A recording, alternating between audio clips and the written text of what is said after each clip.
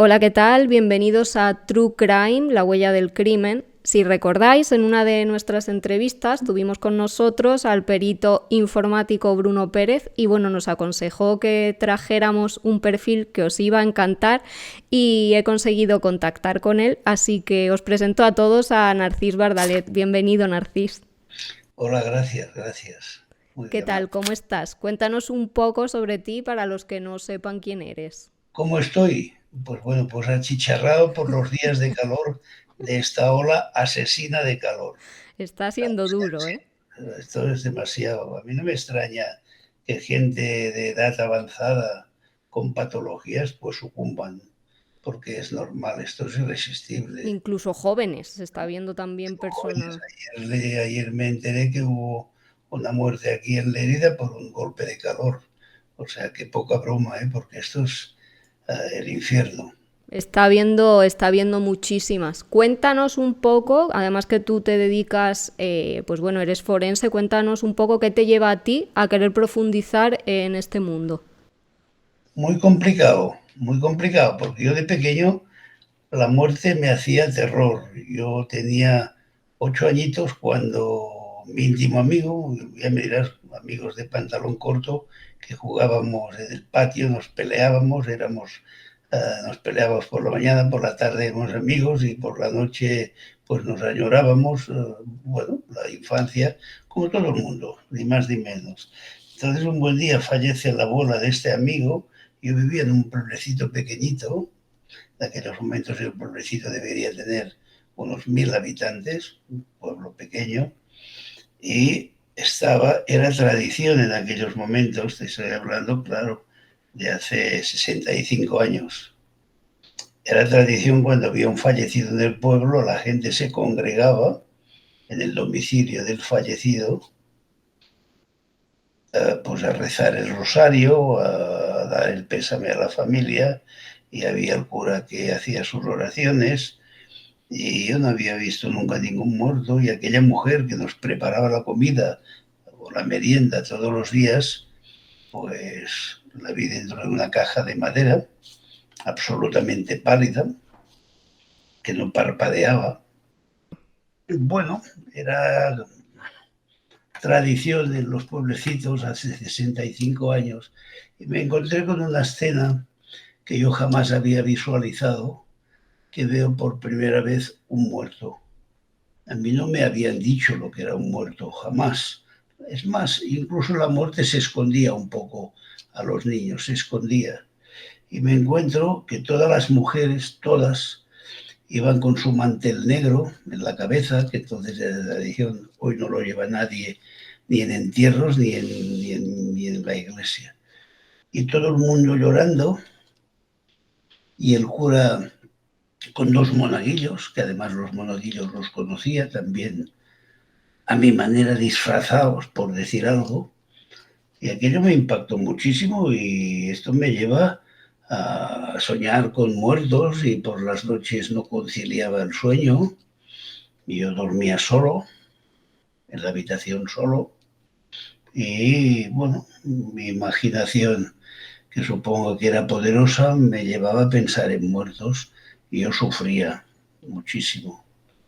Entonces, en un momento dado, cuando ya llegó la adolescencia, me rebelo conmigo mismo y llego a la conclusión de que así no puedo seguir soñando por la noche, viendo imágenes de muertos. Me atormentaban, bueno, escenas de algunas películas que podía visualizar, porque mi mente no estaba preparada. O sea, para ver un muerto, primera conclusión, uno tiene que estar preparado. Y entonces llega un momento en que yo, que he sido, me considero luchador, porque la vida al fin y al cabo es una lucha permanente con todo, porque la superación, el afán de superación es una lucha. Y el conformismo no va conmigo. Mi abuelo en aquellos momentos era juez, y un buen día, de forma fortuita, accidental y dramática, una persona que conocía yo del pueblo, claro, en un pueblo de 100 habitantes, de 1000 habitantes, prácticamente, quizás el hombre más fuerte del pueblo, el hombre admirado por los niños, porque era un hercúleo. Pues fallece electrocutado. Mi abuelo era juez y yo le pido, de aquel partido judicial, yo le pido si puedo ver la autopsia. Mi abuelo se asombra y me dice, muchacho, ¿ya sabes lo que me pides? Entonces yo le hago una exposición y me dice, no lo sé, ya me lo pensaré.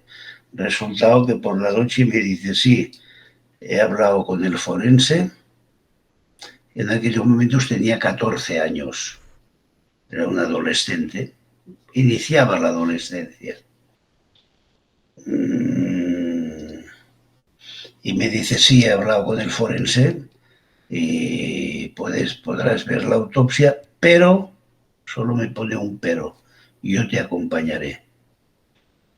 Bueno, es normal. Mi abuelo quería tutelarme, entre comillas, para ver, en fin, cómo reaccionaba y ver que no me quedase chocado, digamos, por la escena, y me acompaña. Y aquello me sirvió infinito, de infinita, tanto cualitativamente como cuantitativamente. Yo veo aquella autopsia, aquel forense ya mayor, el hombre del traje gris, me hace unas explicaciones del hombre electrocutado, yo las escucho atentamente, medio asustado, medio poseído por la curiosidad, con ganas de aprender. Yo iba observando lo que me explicaba y me decía, ¿ves estas manchas del pulmón, niño? Significan esto, que el hombre había muerto electrocutado. Y las preguntas que yo le formulo en aquellos momentos, que me sorprende que mi abuelo incluso, que yo los iba observando, veo que hace una sonrisa, como queriendo decir, ya me has jodido, ni yo lo sé, porque le interpreto la mirada, porque es mi abuelo, lo conozco. Yo formulo la siguiente pregunta. ¿Cómo es que uno se muere electrocutado si la electricidad es la misma y todos nos hemos electrocutado? Claro, una pregunta, cuidado, cuidado. Y el forense me ríe y dice, joder con el chaval, a mi abuelo. Bueno, allá eran las únicas sonrisas que hubo, no sonrisas. Se gesticuló la cara con una sonrisa porque aquello no era para reír. Y aquel forense me da unas explicaciones y yo las encuentro apasionantes. Encuentros de tal manera que cuando acaba la autopsia, mi abuelo se me lleva, me dice, saluda el doctor, nos saludamos, bueno, ¿te ha gustado? Sí. ¿Y te ha sido útil? Sí. ¿No has tenido miedo? No. ¿Qué te ha impresionado más? La sangre.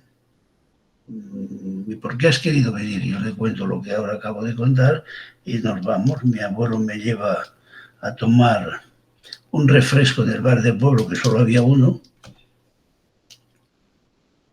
y a partir de aquel momento mi mente empieza a barruntar. ¿Y por qué yo no soy como este hombre? Entonces, la palabra forense no estaba en mi léxico. Yo no sabía lo que era un forense ni qué significaba. Yo a aquel señor le llamaba señor médico, porque ahora un señor médico. Entonces yo le pregunto, ¿y este señor qué ha hecho? ¿Qué ha estudiado? Hombre, este señor ha estudiado mucho, lo que tienes que hacer tú. Me dio unos consejos y aquí estamos. Que a partir de aquel momento yo empiezo a pensar en ser médico forense a los 14 años. Luego me voy a la facultad de medicina, ya estamos a los 17 años. 17 años voy a la facultad, supongo que estudio porque apruebo, y en la universidad nadie te regala a nadie, nada, apruebo, incluso a partir del tercer curso de medicina, entonces eran 6 años de carrera, empiezo a trabajar en una clínica y nada, a trabajar. Yo digo trabajar para entendernos.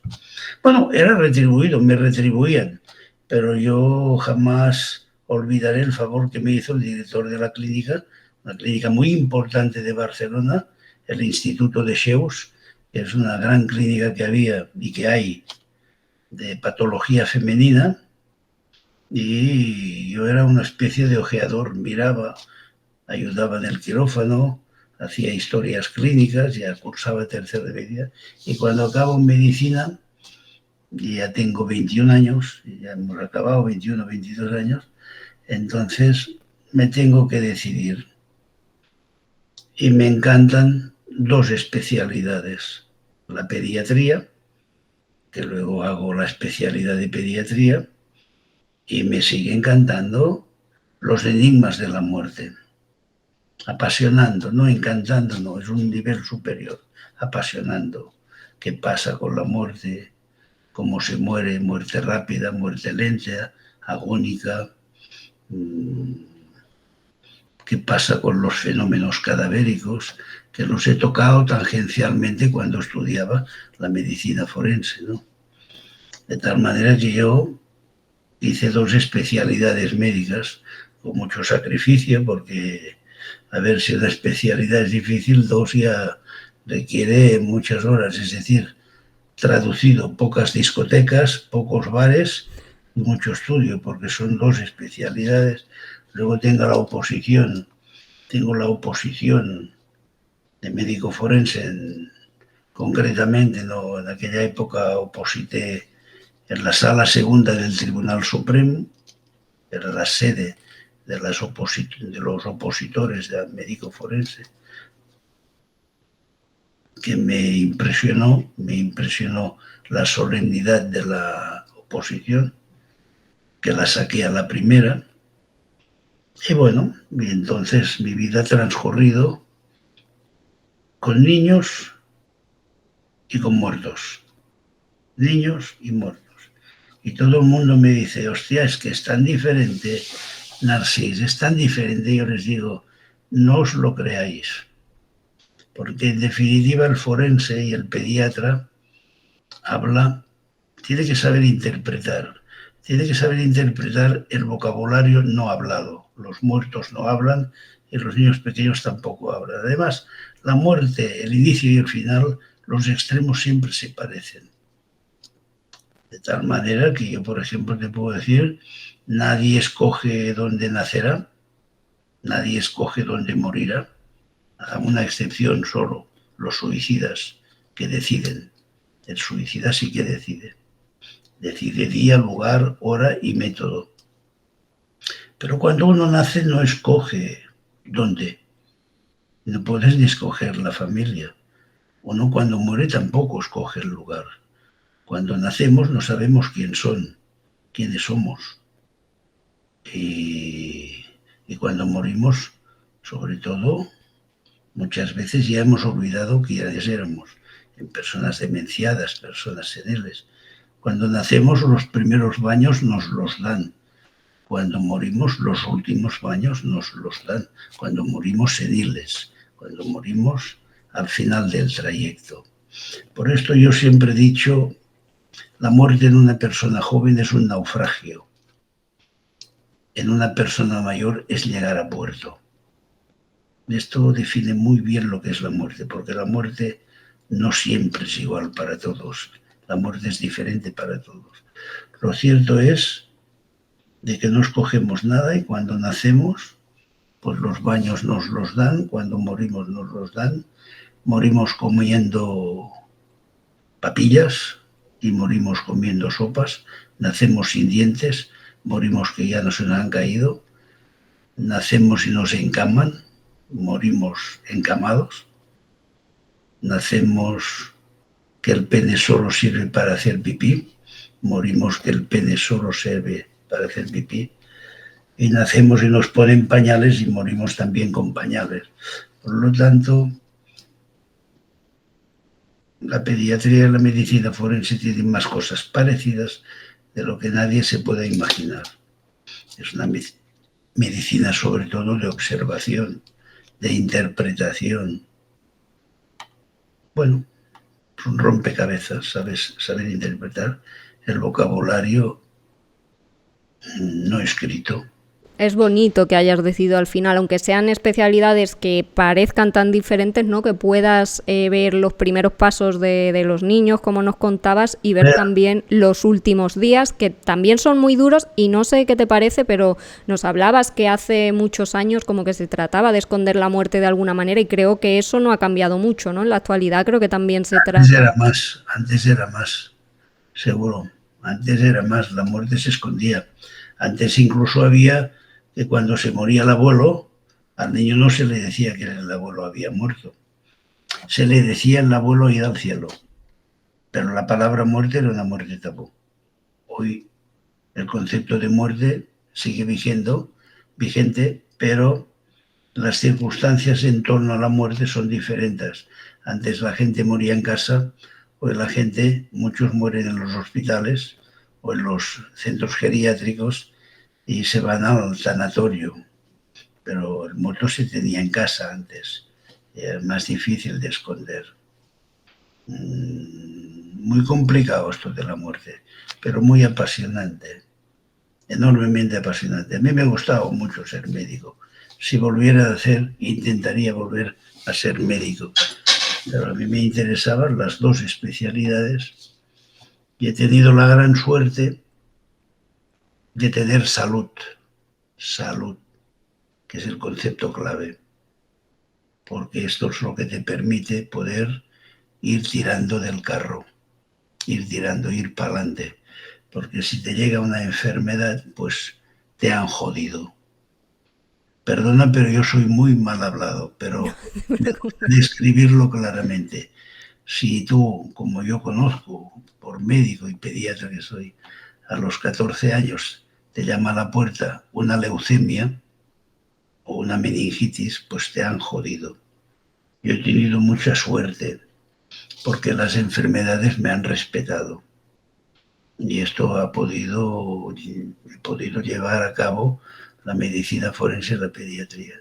Llega un momento en mi vida en que solo me dedico a medicina forense, que es cuando tengo que tomar posesión de mi primer destino. Una época convulsa, y yo por la pantalla veo que tú eres joven. España vivía épocas convulsas y mi primer destino me toca en el País Vasco. Y España en aquellos momentos estaba convulsa por el terrorismo. Muertes por bombas, muertes por tiros, y me toca el primer destino allá. Por esto, en aquellos momentos me dedico durante 2 años prácticamente en cuerpo y alma a la medicina forense. Luego, cuando puedo concursar en un concurso de traslado, vuelvo para mi tierra, para la provincia de Gerona. He ejercido la medicina forense prácticamente, excepto mis 2 primeros años, estaba en el norte de Navarra. Bueno, una época complicada por todo el mundo, por lo que te he dicho, ¿no? por los problemas que había. Y cuando yo miro para atrás, que yo ya tengo 72 años, yo creo que lo mejor que he hecho en mi vida es haber estudiado medicina, porque me siento vocacional en ella. Y otra cosa muy importante, nunca he estado liado en la política. No me interesa la política. Es más, te haré una reflexión. La política y la religión, crean discusiones y enfrentan a los humanos. Y esto, por definición, no es bueno. La política, yo reconozco que tiene que haber políticos y la política, pero a mí no me interesa. Porque veo que la política y la religión hace pelear a la gente. Si tú hicieses una observación y vieras la cantidad de muertos en la historia de la humanidad por culpa de la religión y por culpa de las guerras de índole político, es la causa fundamental de muerte, históricamente. La política nunca me ha interesado ni me interesa. Además, la temo, no me gusta. Me da respeto, la veo sucia. Fíjate bien lo que se ve estos días. Cojas el partido que cojas, tanto me da el partido, de aquí para allá. Es que da asco. Y bueno, yo me he sentido bien en la medicina y a lo largo de estos años, prácticamente 49 años, casi medio siglo, poca broma. Yo he tenido ocasión de haber sido el director del Instituto de Medicina Legal en Gerona, el subdirector del Instituto de Medicina Legal de Cataluña, con cargo de jefe en la provincia de Gerona. Una provincia, bueno, extensa, porque piensa que en verano aquí viene todo el mundo de turismo, Costa Brava y mira, como en Málaga, Marbella, por decir algo, ¿no? Por decir, o sea que el turismo llena. A lo largo de mi autopsia, de autopsias he hecho 10.000, poca broma, 10.000. En la provincia de Gerona hay de promedio, de media, 12 homicidios al año. Si tú multiplicas 45 años, porque hace unos 4 o 5 que estoy jubilado, si tú multiplicas 45 por 12, verás la cantidad de homicidios que he visto. Te vas a 500 homicidios. He visto 3.000 suicidios.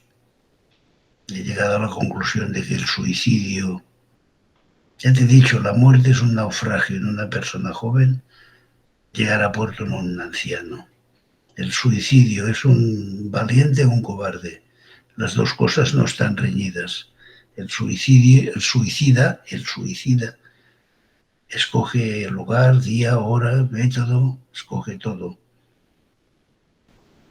Y de todo lo que tú has visto, ¿qué es lo más duro que te has encontrado? ¿Para ti lo más duro son los suicidios, los homicidios o cuando has estado, por ejemplo, viendo terrorismo en el País Vasco? La muerte es diferente, no hay dos muertes iguales. Esto lo tengo medianamente claro, porque las biografías son diferentes, las circunstancias son diferentes. A veces la muerte es deseada, aunque no te suicidas, deseas la muerte, porque influyen muchos factores, incluso factores religiosos, factores de creencias, factores psicológicos, y deseas la muerte porque estás sufriendo, te sientes solo, que es un problema inmenso, la soledad que lleva nombre de mujer, pero un nombre, que lleva una gran carga de profundidad, sentirse solo. No hay nada más triste en el mundo que ser pobre, enfermo y sentirte solo y no tener nadie al lado. Pobre, triste y sin capacidad y sentirse solo, no tener familia. El suicidio es una persona valiente ante la muerte y cobarde ante la vida. Por ejemplo, si tú me preguntaras, Narcís Bardalet, ¿eres valiente? Pues no lo sé, no soy yo quien tiene que responder. Yo soy un gran cobarde para meterme delante de un toro. No soy ni taurino ni antitaurino, ya te he dicho. Yo soy que voy circulando por la vida y me gusta respetar a todo el mundo. Pero yo soy un cobarde para ponerme delante del toro. Yo doy un gran valor al torero cuando se pone delante del toro. Ahora, soy valiente para hacer la autopsia de una persona que tiene SIDA, que si tengo un accidente y me pincho con la aguja, con un bisturí, y me hago una herida, pues puedo coger el SIDA. Y alguien diría, hostia, ¿y esto haces? Bueno, lo tiene que hacer muchas veces. O coger una infección de hepatitis en la sala de autopsias. Por lo tanto, ¿soy valiente o cobarde? Pues no lo sé. Como el suicida es un valiente delante de la muerte y un cobarde delante de la vida. he llegado a que la vida es muy complicada. Y no solamente la vida es muy complicada, sino que nos la complicamos. Por lo tanto, es dos veces complicada. He tenido la gran suerte de deambular por la medicina forense, de haber conocido muy buenos profesionales, compañeros míos. Voy a hacerte un acto de sinceridad que te voy a decir ahora. Y no es un tema de falso compañerismo o palabras que se deben de decir. No, no, no. Lo digo porque así lo creo. España tiene un muy buen nivel de forenses. Estoy absolutamente convencido. Y de gente que se dedica en cuerpo y alma a la medicina forense. Piensa que ahora que se han creado los institutos de medicina legal, pues hay turnos de guardia, el trabajo se hace en equipo, ha habido una mejoría sustancial, sustancial en cuanto a pautas de trabajo. Yo he vivido en épocas donde el forense estaba de guardia a las 24 horas, todas las semanas, todo el resto del año. Y a ti te podían llamar el domingo, el día de Navidad, el martes por la mañana, el jueves a las 3 de la madrugada y a la hora 24 horas todo el día. Esto ya de por sí hay que ver un poco, como te diría yo, la carga vocacional que lleva, ¿no? O de sacrificio, o de estar atado. He tenido la suerte durante estos prácticamente medio siglo, 50 años, de haber vivido el adelanto más grande de la ciencia con implicaciones en la medicina forense. Es una suerte, he cogido este tiempo, que ha sido el descubrimiento del ADN. El descubrimiento del ADN ha sido brutal. Ha revolucionado todo lo que es la ciencia del laboratorio, la criminalística, donde el ADN nadie lo discute en la comunidad científica.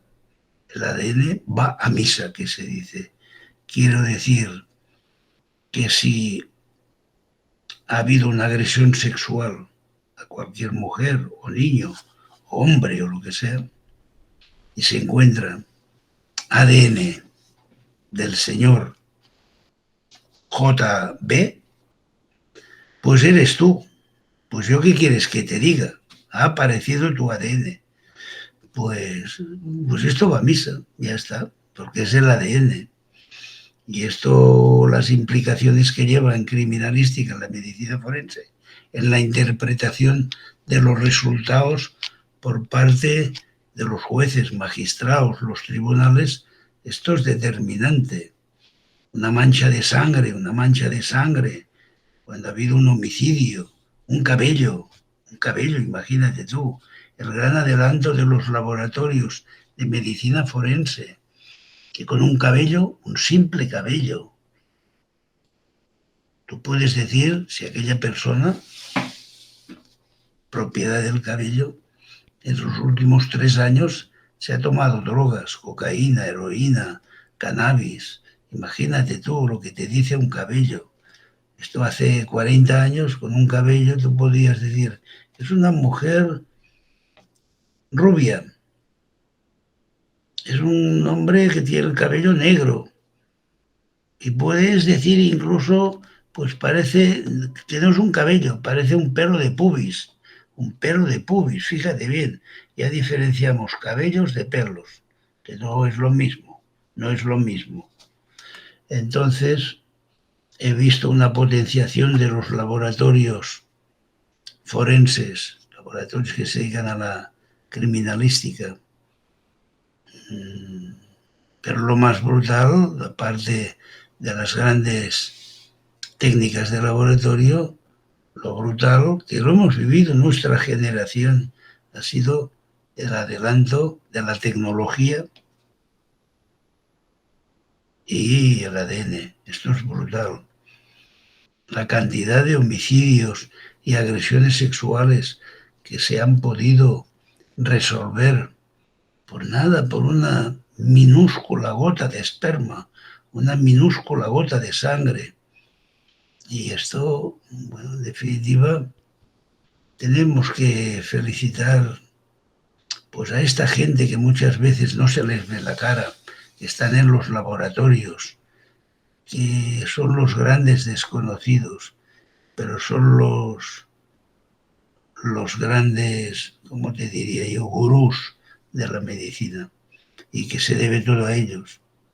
Yo, por ejemplo, doy la cara. A mí se me conoce como forense, pero detrás de mí, que son los que tienen el gran mérito, están los del laboratorio. Y que mucha gente, la gente, el ciudadano, desconoce quiénes son.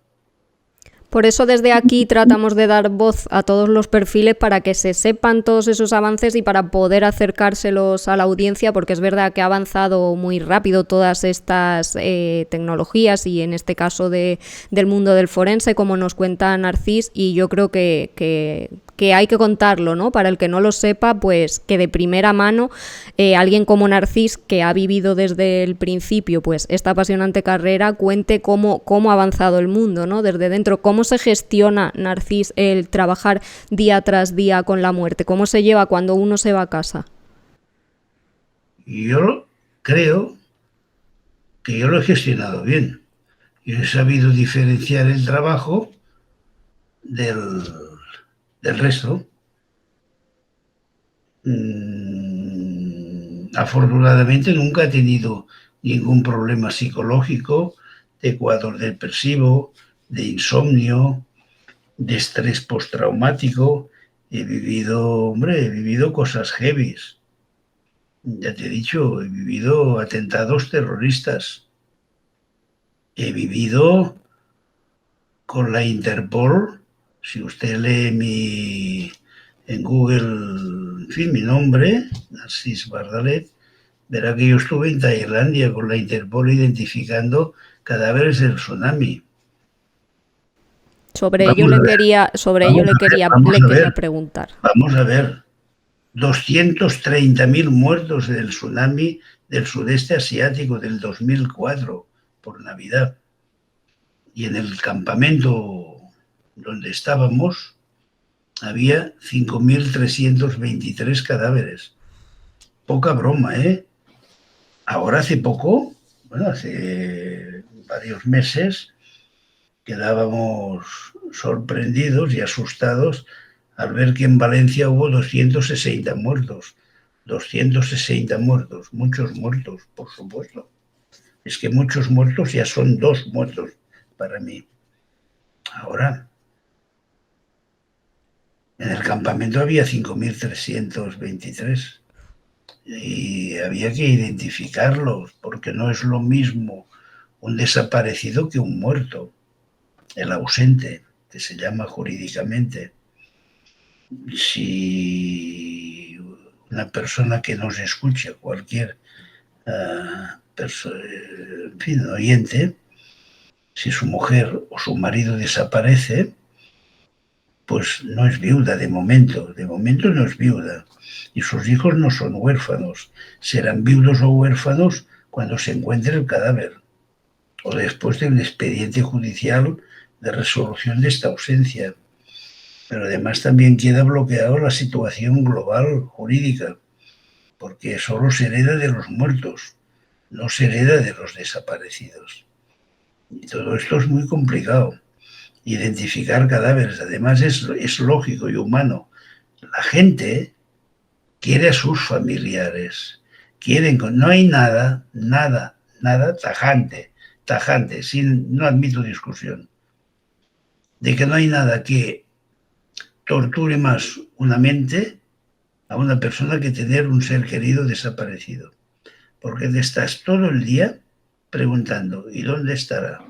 ¿Y qué ha pasado? ¿Y por qué se fue? ¿O por qué no ha vuelto? ¿O quién lo ha matado? ¿O dónde estará? Yo solo me imagino por un momento el drama, la tortura que tienen que tener los padres de aquella chiquilla inglesa que desapareció en el Algarve, la Madeleine, ¿no? Sí, Hace años ya, no se ha sabido nunca más. Imagínate tú, el padre de la madre. sí, Cada vez, estuvo, cada vez que ven una chica joven, estoy seguro, rubia, pensarán, ¿no será ella? No sí, será ella. Esto es una tortura. Y recuerda que España ya hemos vivido momentos trágicos por malas identificaciones. Recuerda que se procesaron a varias personas cuando hubo el accidente de Yakolev 42 de militares españoles que no se identificaron bien. Hubo lo que hubo, que no soy yo quien para juzgar, es otra cosa, otra particular mía. No me gusta juzgar. Considero que juzgar es muy delicado y difícil. Yo solo tengo que informar y decir lo que pienso por escrito. Y luego me harán las preguntas que correspondan. Pero juzgar es difícil. Pero volvamos a lo de antes, no hay tortura más grande que tener un desaparecido en la familia. También he vivido momentos, como te diría yo, apasionantes, apasionantes. Por ejemplo, si tuviera que decir lo máximo que ha visto mi retina fue lo de Tailandia, lo de con la Interpol, con la identificación de mucha gente europea y nativa del país. ¿aquello cómo surgió? ¿Fuiste voluntario? ¿Te llamó el Instituto de Medicina Legal? De medicina legal se formó un equipo, a ver, voluntario, voluntario. A mí me llamaron si estaba disponible para ir y dices que sí, es que, a ver, es que no te puedes negar. Por lo tanto, es un sí, voluntario y no voluntario, fui, punto, porque es como si me preguntases, hay un accidente, ¿has dado sangre voluntariamente? Hombre, claro, doy sangre voluntariamente, porque si, a ver, no te ponen una pistola en la mejilla para que vayas, no, te proponen y aceptas, por supuesto, porque es un tema que va, como te digo yo, con la profesionalidad, con la medicina y el ser humano, un mínimo de dosis de humanidad, ¿no? También he tenido los momentos pues de alegría profesional, de alegría o reconocimiento, dilo como quieras, ¿eh? Que es, por ejemplo, cuando me encargaron que embalsamara a Salvador Dalí, el gran genio de la pintura. Yo creo que, bueno, yo no entiendo en pintura, entiendo lo que me gusta y lo que no me gusta. Yo esta clasificación. Me gusta, no me gusta. Pero si dijéramos, diga usted dos pintores o tres pintores importantes de nuestra contemporaneidad. Pues uno diría Picasso, otro diría Miró y otro diría Dalí, y otro empezaría por Dalí y acabaría por... Pero en fin, por ahí anda. Entonces, recuerdo con nostalgia la sensación que tuve cuando estaba embalsamando a Dalí. Claro, una sensación que había muchas amalgamas de colores, de historia, de responsabilidad, de, fíjate bien, el genio, Dalí, muy difícil de explicar, porque las sensaciones, los sentimientos, para escribirlos o describirlos tienes que ser poeta. Yo no soy poeta. Yo sé lo que yo viví, lo que a mí me impresionó, lo que a mí me gustaba, pero yo no soy poeta.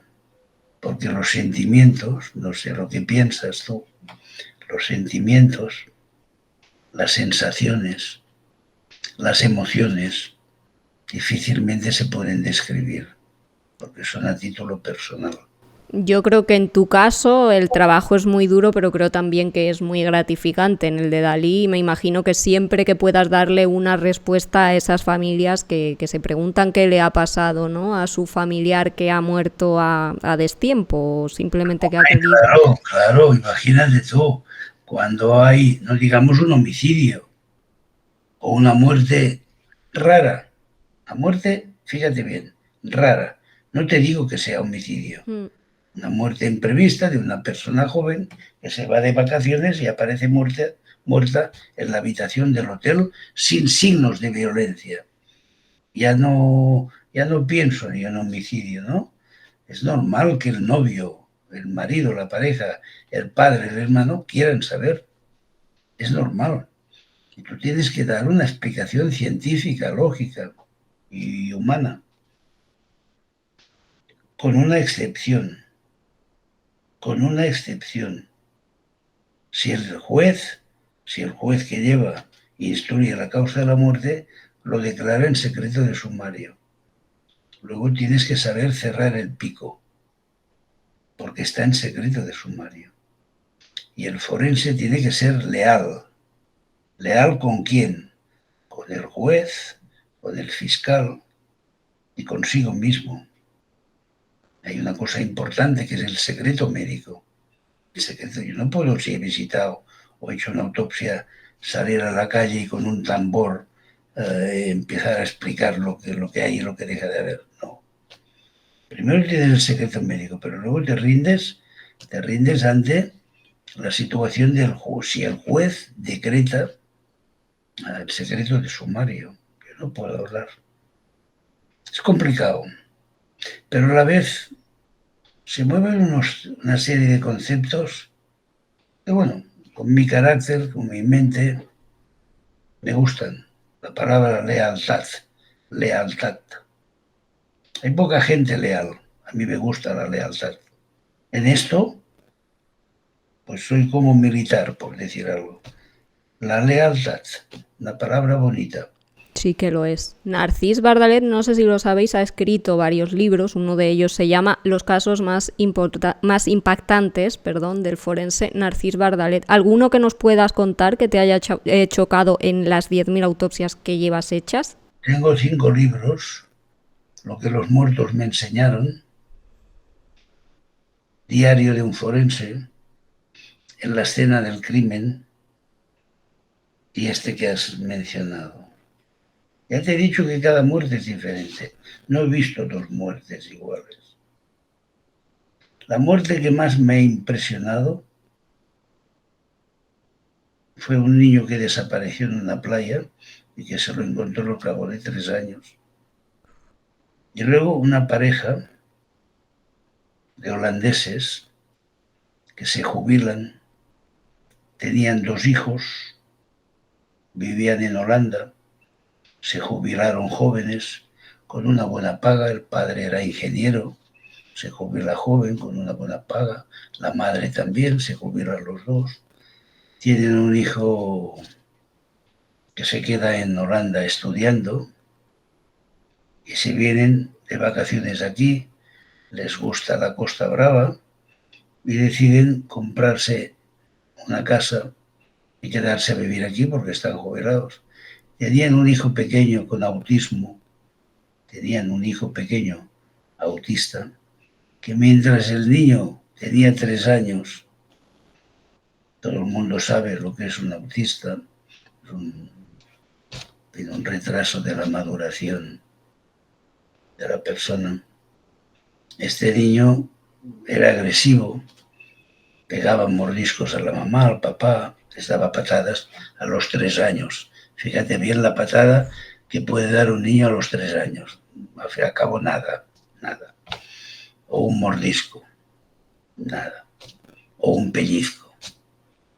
Pero cuando el padre tiene 55, 60 años, esto el padre coge al niño, que además era un hombre de 1,90 m, hay una desproporción y el niño, pues nada, lo dominas. Pero cuando pasan 20 años, esto es un caso real, que te enternece, ¿eh? Te voy a crear un problema de conciencia a ver si me sabes resolver el puzzle, a ver cómo me lo resuelves. Cuando el padre ya va envejeciendo y la mamá, el padre ya no tiene 55, 60 años, ya tiene 75, 80.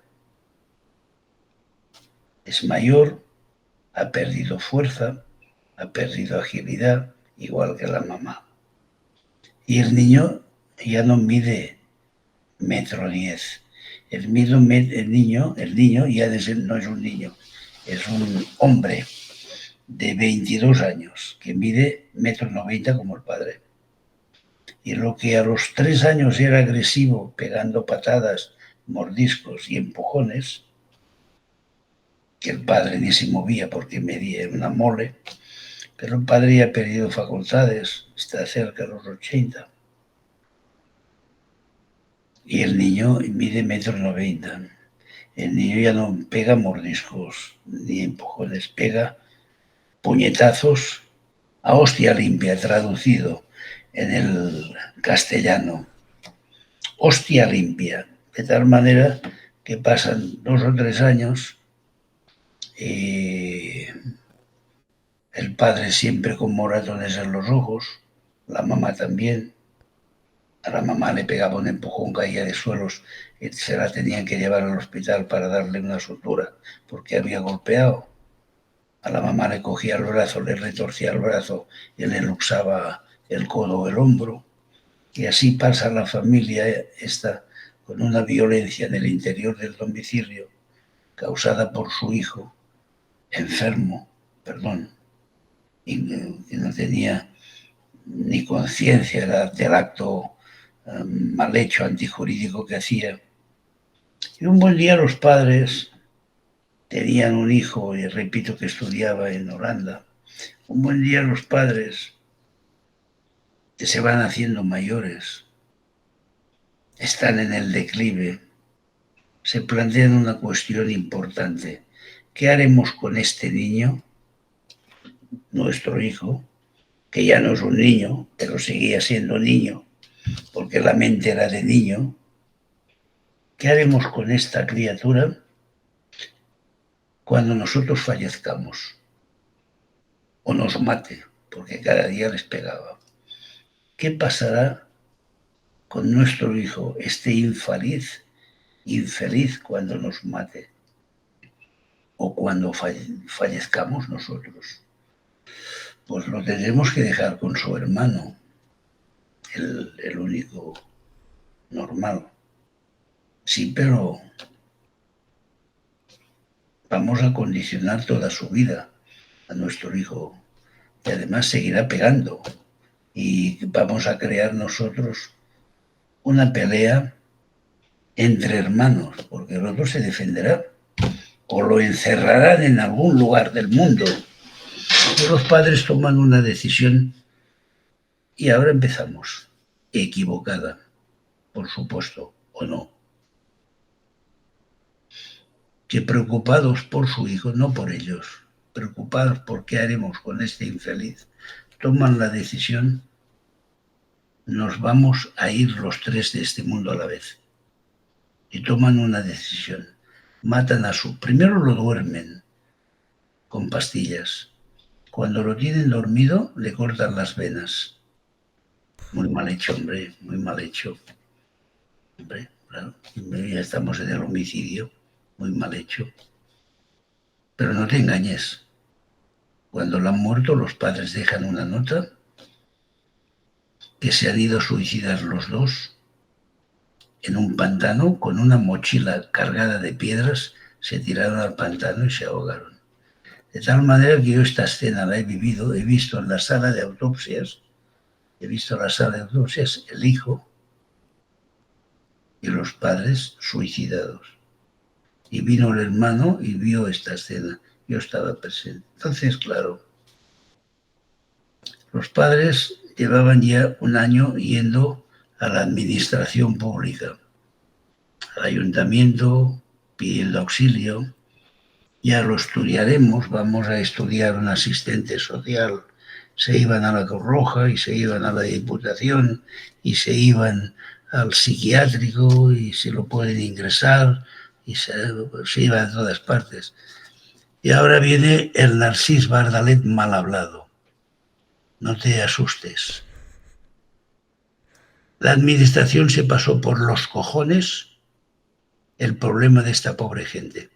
Se lo pasó por los cojones todo y acabó con un drama, el hijo muerto y los padres muertos. Pero al fin y al cabo murieron los tres juntos.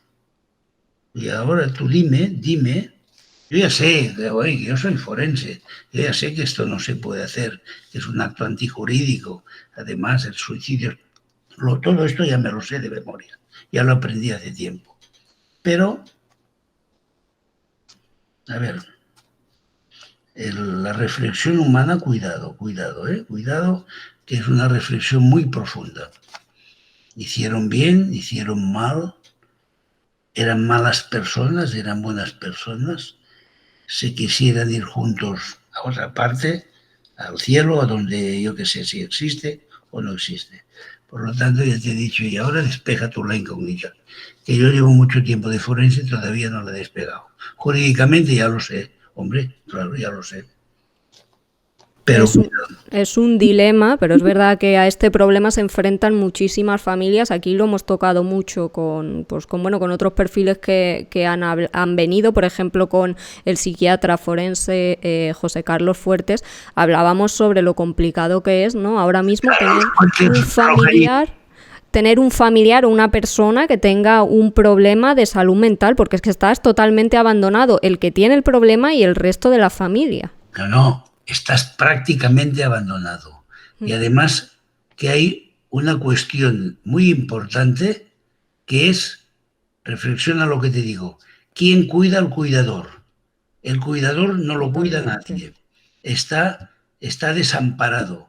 Está desamparado el afecto, el enfermo, y está desamparado el cuidador. Y esto produce un desgaste inimaginable. Por lo tanto, no es de extrañar que estas situaciones acaben de forma dramática como la que te acabo de contar, que yo la he vivido en primera persona. La he vivido. Sí, además es que cuando se ven estos casos que empiezan a aparecer que un hijo pega al padre o viceversa, ya se sabe cómo va a terminar. Va a terminar mal porque nunca la administración, siempre hay problemas con la administración. El tema termina mal. Ya. Pero, por ejemplo, una cosa es que hay estas situaciones de pegarse dentro de la familia en hogares absolutamente desestructurados, pero este no era un hogar desestructurado. No era un hogar. Sí, era una persona con una enfermedad. No había alcohólicos, no había mal rollo entre el padre y la madre, no había malas imágenes. Ahí la enfermedad, ha aparecido la enfermedad y te acaba llevando pues al otro mundo. Es increíble y la pena es que hemos visto muchos casos, no sabía ninguno tan duro como el que nos has contado, Narcís, así que te doy las gracias por haberlo compartido con nosotros, pero lamentablemente la pena es que ponemos las noticias y seguimos viendo casos que siguen ocurriendo, ¿no? Día tras día. Otro de tus libros, nos comentabas, Narcís, se titula Lo que me han enseñado los muertos para entender mejor la vida. ¿Qué enseñanzas te han dado a ti en todos estos años de carrera? Pues un poco el resumen de lo que te he dicho, que la muerte es diferente en todas las personas. No hay dos muertes iguales, porque las personas son diferentes, las biografías son diferentes. En el caso de los homicidios, los asesinos son diferentes, las motivaciones, aunque parezcan iguales, no lo son. Y luego lo que te comentaba también, una muerte de una persona joven, pues es un naufragio, la persona mayor es llegar a puerto, la persona cuando se enfrenta a la muerte la vive de forma diferente. Por ejemplo, hay personas que son muy creyentes por razones X y que cuando les llega la hora de la muerte la asumen con una, como diría yo, con un aspecto cristiano pues encomiable y desean la muerte porque para ellos la muerte es ir al lado de Dios, a la vera de Dios. Y hay otras personas ateas agnósticas que para la muerte es el final. Para la muerte de aquella gente que estaba en Tailandia, pues no era muy problema en Tailandia. Esto yo también lo he vivido. ¿Por qué? Porque en Tailandia la gente es budista y los budistas se reencarnaban, por lo tanto el concepto de muerte no es el mismo que el que tenemos aquí. A nosotros se nos ha dicho de que luego habrá una resurrección y un reencuentro. Bueno, se nos ha dicho, pero ya ellos ya tienen asumido, interiorizado la reencarnación. Es que es complicado hablar de la muerte. Imagínate ahora hablar, si quieres que te líe, hablar de la muerte rápida, la muerte lenta. ¿Cómo se sabe si ha habido agonía, si no ha habido agonía? Los fenómenos cadavéricos. ¿Por qué unos muertos se van hacia la descomposición y otros se van espontáneamente hacia la momificación? ¿Y por qué unos se deterioran, se pudren, digamos, y se vuelven en polvo y otros se quedan momia? Todo esto es lo que en mis inicios me hicieron apasionante esta especialidad. A mí me apasiona. Incluso yo la puedo distorsionar, no con ánimo de distorsionar, sino porque me apasiona el poder ver una momia, un fallecido. Me acuerdo que vi una momia que falleció en el 1927. 1927. Son hace 100 años. Y estaba intacta, absolutamente intacta, con las uñas, con toda la expresión facial del día X que falleció. Y todo esto, pues bueno, lo hace apasionante. Muerte rápida, repito, muerte lenta, muerte agónica. Los fenómenos cadavéricos, las causas de la muerte, o como hemos empezado el programa, cómo es que la electricidad, esta electricidad que tienes aquí enfrente, en este micro, que hay un cable de color rosa, y la electricidad que ilumina mi despacho, la electricidad de aquí, de la provincia de Gerona, es la misma electricidad doméstica que hay en Málaga. La que tienes tú es la misma, el mismo voltaje. ¿Y cómo puede ser que haya gente que con la electricidad doméstica se dé un calambre y se muera? Tú te habrás dado un chispazo alguna vez en la vida y no te acuerdas. Yo tampoco. Y estos son los primeros experiencias desagradables de la persona. La primera experiencia desagradable, además te añado que cuando nacemos lloramos y cuando morimos hacemos llorar. De aquello que decía al principio. La primera experiencia desagradable de un niño es a los 2 meses, cuando le ponen la primera inyección, la vacuna, que ya llora. Ya dice, hostia, esto no me lo esperaba de mis padres. La segunda experiencia es la primera caída, que estadísticamente es hacia los 6 meses, que caen del sofá o de la cama. La tercera experiencia desagradable es la primera quemadura, al tocar el horno eléctrico, una bombilla que está incandescente. Y la última experiencia es el chispazo, cuando el neno mete el dedo en el enchufe. Y esto lo hemos vivido todo, pero algunos se mueren y otros no. Y entonces poder saber por qué tú sí y por qué tú no. ¿Qué has hecho tú mal? O cuando te cae un rayo, una muerte por fulguración, que hay tormenta y te cae un rayo y te mata. No mires que esto no es el colmo de la mala leche. Sí es. La grande que es la tierra, con lo grande que es el mar y la tierra. Y te ha caído un rayo encima y te ha fulgurado. Además, a mí personalmente me dan muchísimo miedo las tormentas por los rayos. Y a la gente teme el trueno. Esto es complicado y la vida se va complicando y esto es no acabar. Pero bueno, vamos a lidiar con lo que te he dicho, hay que ser tenaz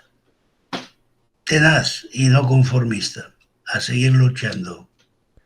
Pues ha sido un honor tenerte aquí, Narcís. Hemos aprendido muchísimo, podríamos estar aquí horas. La verdad que para mí es un tema apasionante y me alegra que venga alguien y hable con esa naturalidad de un tema que, aunque Narcís dice que antiguamente era todavía peor, yo creo que todavía sigue siendo un tabú, ¿no? Todavía hay gente que hablar de estas cosas pues le da cierto reparo, ¿no? Por así decirlo.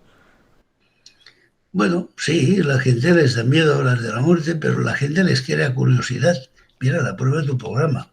Sí, totalmente. La gente les crea curiosidad.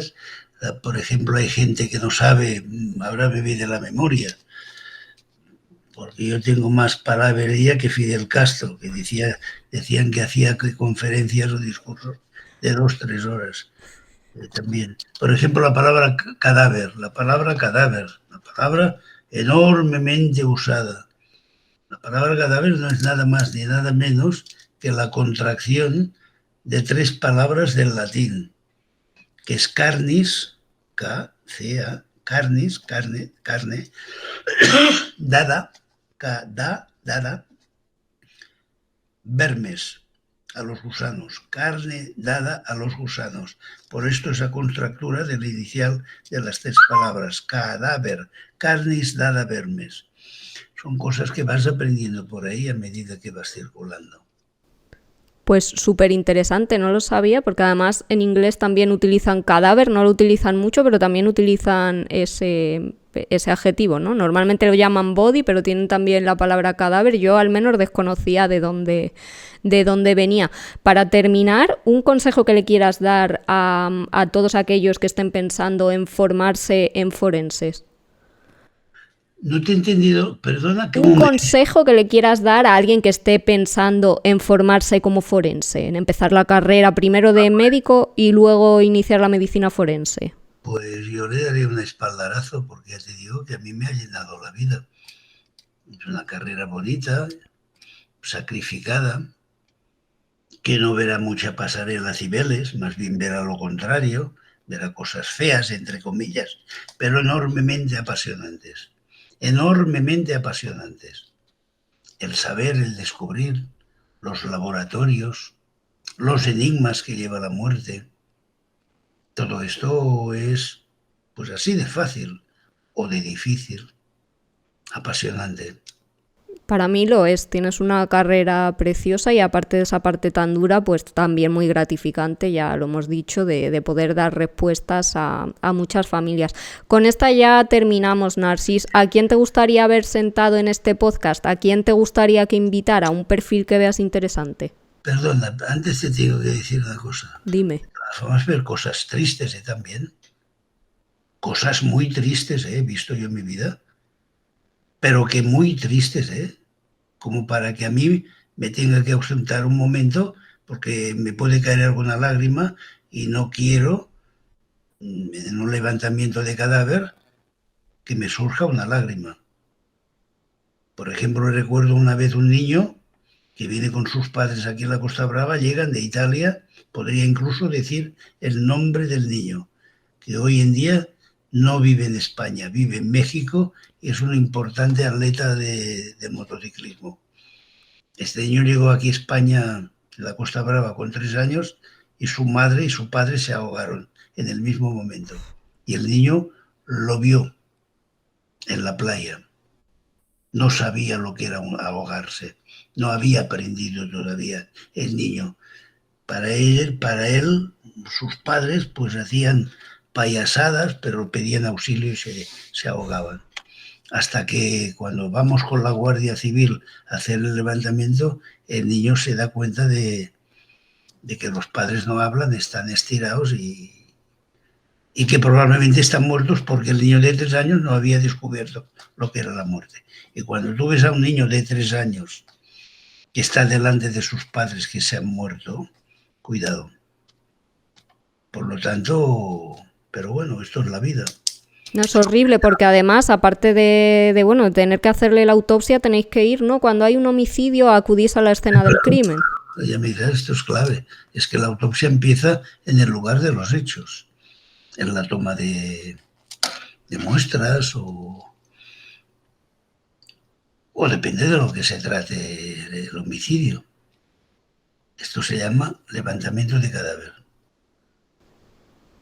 ¿Y tú en algún momento de tu carrera has necesitado ayuda psicológica por algún caso? Jamás. Afortunadamente, jamás. Jamás. Porque quizás estoy demasiado impregnado en la búsqueda de todo esto que yo diría que es apasionante. Que haces el levantamiento y luego ya te preguntas, bueno, vamos a ver mañana que sale la autopsia, te creas inquietudes y todo esto te hace flotar, te hace flotar. ¿A quién te aconsejaría que invitaras? Pues, bueno, mira, pues ya te lo he insinuado, a alguien de estos laboratorios forenses, que son las personas ocultas que nadie les ve la cara y que son los del gran mérito. Llamas al Instituto Nacional de Toxicología, el más cerca que tienes aquí es el de Sevilla, o el de Madrid, o el de Barcelona, Instituto Nacional de Toxicología y Ciencias Forenses. Lo encontrarás en Sevilla. Perfecto. Verás a los forenses que no se les ve la cara. Vamos a ponernos en contacto con ellos y a ver qué nos pueden contar sobre, pues bueno, sobre todo lo que hemos estado hablando aquí, ¿no? Que a mí me ha parecido una charla súper interesante, Narcís. Creo que a la audiencia le va a servir mucho pues para acercarse a las labores de un forense, ¿no? que son muchas, y te agradezco personalmente que te hayas pasado por aquí, porque de verdad que ha sido apasionante tenerte un ratito. Estás invitado para cuando quieras contarnos más casos, que de 10.000 autopsias que has hecho podrías estar hablándonos aquí muchísimas horas. Bueno, pues nada, a disponer y gracias, hombre. Muchas gracias, Narcís. A ti, a ti.